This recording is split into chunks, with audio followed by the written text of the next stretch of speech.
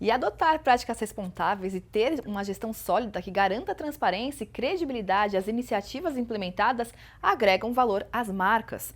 Uma forma de comprovar essas ações é por meio dos chamados relatórios de sustentabilidade. Mas qual a efetividade desses relatórios?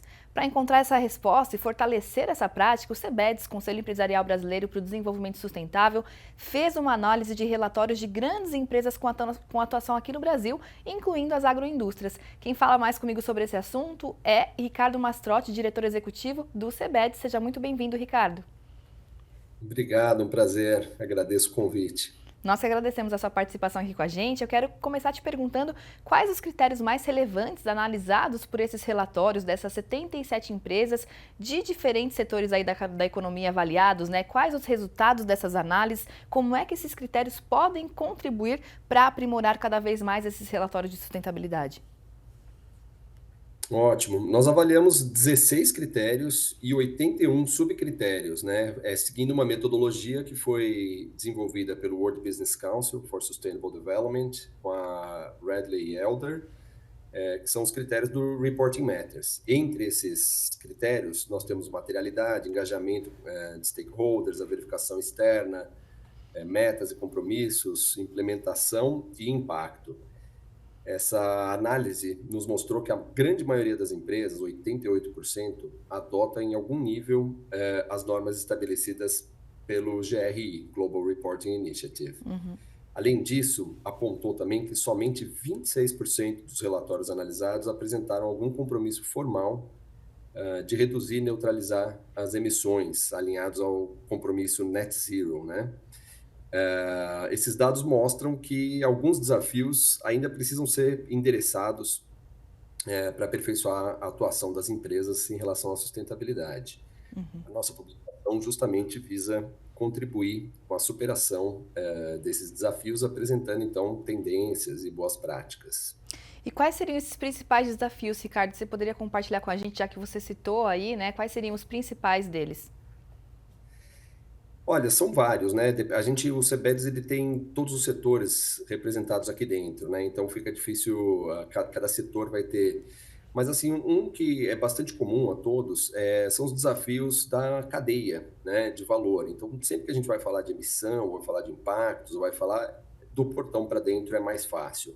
Quando a gente estende para a cadeia de valor é sempre um desafio, principalmente para as grandes empresas, né? Sim. Mas acho que os temas são todos desafiadores, né? Então, mudanças climáticas, biodiversidade, a gente tem grandes desafios ali, as empresas têm grandes desafios de levantar as informações, de definir metas e de implementar as metas. Esse é o grande papel do CBEDS, é ajudar as empresas nessa trajetória.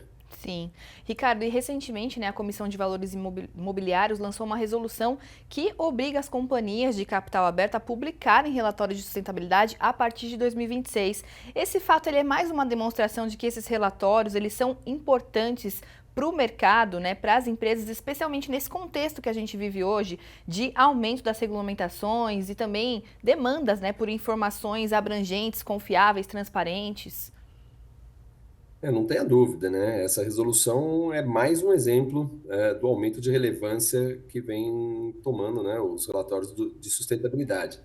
A agenda ESG como um todo vem evoluindo, né? E ela está nas empresas de uma maneira cada vez mais estratégica, né? E os relatórios de sustentabilidade, eles são uma, né, das ferramentas, uma importante ferramenta, que é justamente para apresentar de uma forma estruturada as boas práticas adotadas pelas empresas, os principais resultados, desafios, como a gente já comentou aqui também.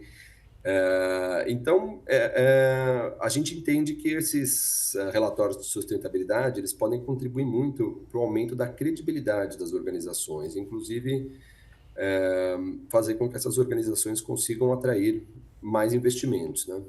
E é interessante você falar dessa questão da credibilidade, porque justamente como você citou, né, a gente tem aí 58% das empresas analisadas com compromisso net zero. E o que tem sido feito com relação a essas auditorias externas na verificação desses compromissos, né? Qual que é a importância disso para realmente a gente evitar práticas como greenwashing, por exemplo? Vou começar então falando um pouquinho do Net Zero, né? Porque eu não sei se todo mundo O compromisso net zero, né? A ideia é que as empresas estejam comprometidas em reduzir suas emissões a níveis residuais até 2050.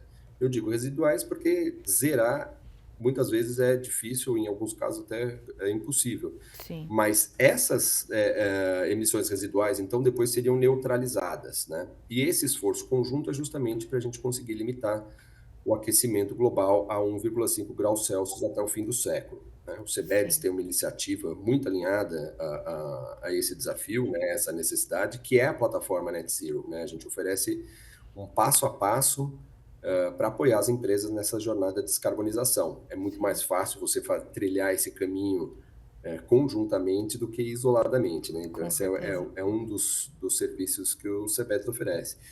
E falando sobre